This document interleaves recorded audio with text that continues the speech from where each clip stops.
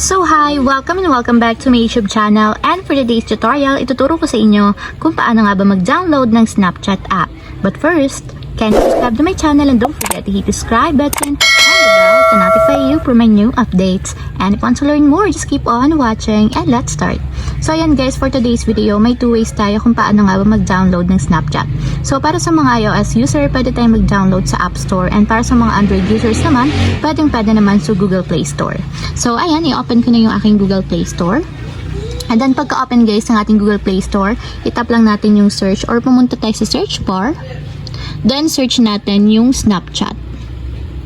So ayan guys, ganito yung itsura ng application niya, kulay yellow. So meron siyang 4.2 ratings, 62 megabytes yung file size niya, and meron lang naman siyang 1 billion downloads. So ganun karami yung gumagamit ng Snapchat sa atin worldwide.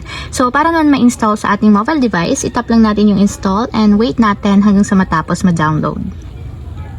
So after ma-install guys, itap natin yung open para directly mapunta tayo sa pinakaang application. And kung wala pa nga pala kayong account guys sa Snapchat, meron akong lalagay na link sa description box, and nakalagay dun yung tutorial kung paano nga ba gumawa ng account or mag-register sa Snapchat. So ayun lang guys, ganun lang kasimple kung paano nga ba mag-download ng Snapchat app. If you have a question, kindly comment down below and don't forget to hit the subscribe button and the bell to notify you for my new updates. And thank you for watching! Living life, every day, late at night, not okay.